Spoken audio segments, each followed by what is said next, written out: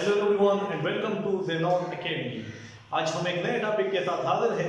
इससे पहले हमने डिस्कस किया था ड्यूरेंट को। उससे पहले जो लेक्चर था उसमें हमने वर्ब को डिस्कस किया था। फिर वर्ब के जो टू मेन टाइप्स थे, ट्रांजिटिव एंड इनट्रांजिटिव वर्ब्स, उसको हमने डिटेल में डिस्कस किया था। आज का जो टॉपिक है तो वो रिलेटेड है ऑक्सिलरीज एंड मॉडल्स के साथ या मॉडल ऑक्सिलरीज के साथ है। क्योंकि ये ऑक्सिलरीज जो है या मॉडल वो हम कहते हैं इनको, कुछ ग्रामेरियन जो के हैं इनको सिर्फ मॉडल्स कहते हैं या मॉडल वर्ब्स कहते हैं, जबकि कुछ ग्रामेरियन इनको मॉडल ऑक्सिलरीज कहते हैं। तो पहले मैं एक्सप्लेन करता चलूं कि ऑक्सिलरीज क्या होता है या ऑक्सिलरी वर्ब होते क्या है। जब जो हमारे पास जो ऑक्सिलरी है, फॉर एग्जांपल बी के जो इंफ्लेक्टेड फॉर्म है लाइक इज, एम, आर, ठीक है, was, were, have, do etcetera, जब ये यूज होते हैं ऑर्डिनरी वर्ब्स के साथ, मतलब राइट के साथ, ही इज राइटिंग, इस तरह वर्ब के साथ जब ये यूज होते हैं, टेंस को जाहिर करते हैं, पैसिव वॉइस को जाहिर करते हैं, एक्टिव वॉइस को जाहिर करते हैं, या नेगेटिव एंड इंट्रोगेटिव को जब बनाते हैं, तो इन वर्ब्स को फिर हम कहते हैं auxiliary verbs. Auxiliary mean help, हम इसे कहते हैं, मदद कहते हैं, क्योंकि ये वर्ब के साथ मदद करती है और टेंस को या पैसिव वॉइस को या क्वेश्चन बनाती है या इंट्रोगेटिव सेंटेंस बनाती है। अब आते हैं मॉडल्स की तरफ, या मॉडल वर्ब्स या मॉडल ऑक्सिलरीज। तो मॉडल ऑक्सिलरीज का अब जो फंक्शन है वो थोड़ा सा अलग है।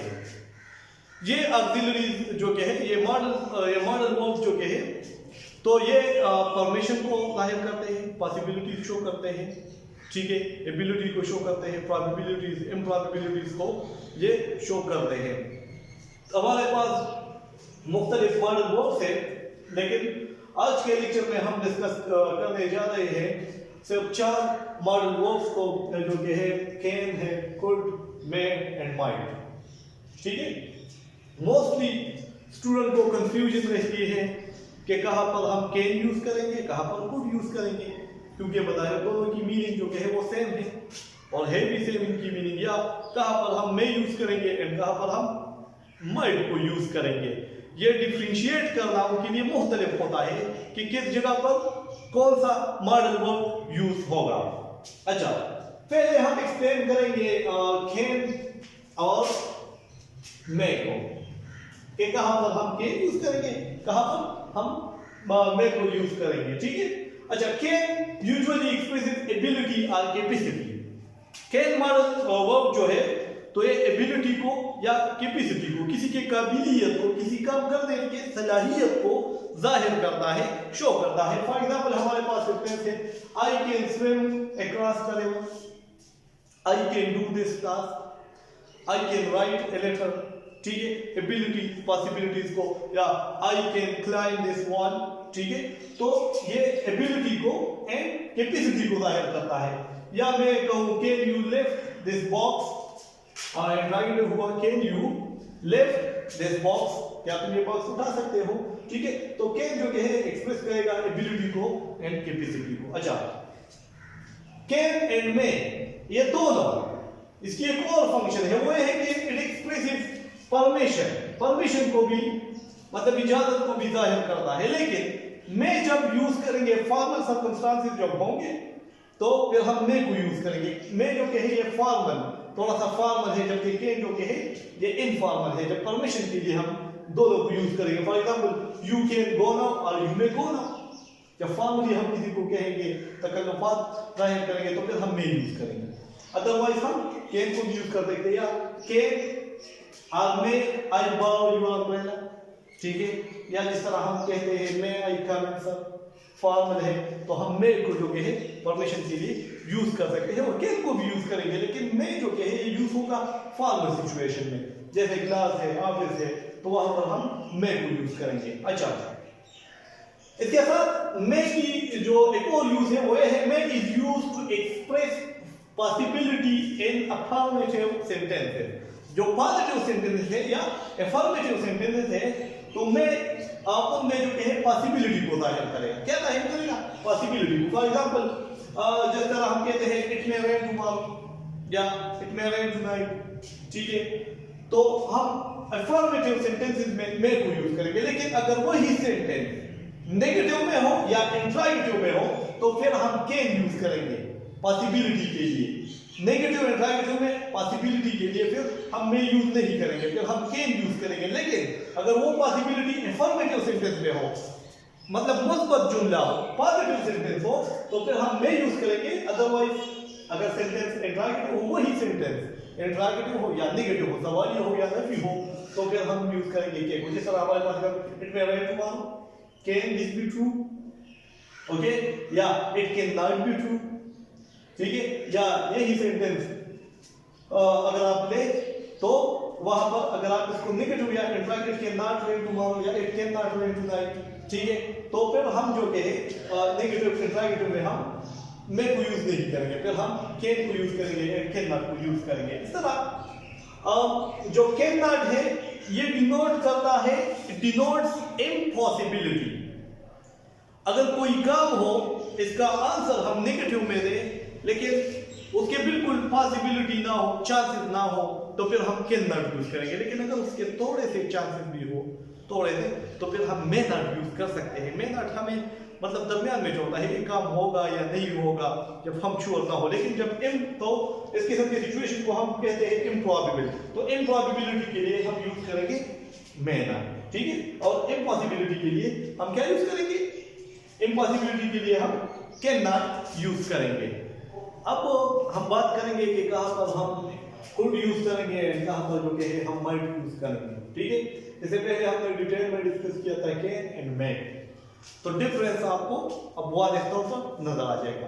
अच्छा, इसकी पहली जो यूज है वो तो ये है कि could and might are used as the past equivalents of can and may. Can and may की जब बात हो रही हो, मतलब एबिलिटी की या पॉसिबिलिटी की या परमिशन की जब बात हो रही हो, लेकिन पास्ट में, माजी में, तो फिर हम कैन एंड मे यूज नहीं करेंगे, माइट एंड कुड यूज करेंगे, क्योंकि कुड जो के है कैन का पास्ट पार्टिसिपल है, जबकि माइट जो के है वो मे का पास्ट पार्टिसिपल है। For example I could swim across the river when I was young, बात हो रही है माजी की, जब मतलब मैं जवान था तो मैं दरिया को अबूर कर सकता तैरते हुए। अगर यही सेंटेंस प्रेजेंट में हो, एबिलिटी प्रेजेंट में हम जाहिर करें, तो फिर मैं कहूंगा आई can swim across the river. लेकिन अगर बात हो रही हो पास्ट की, तो फिर हम यूज करेंगे I could swim across the river when I was young. इस तरह हमारे पास है he said I might go, permission है, he said I could go।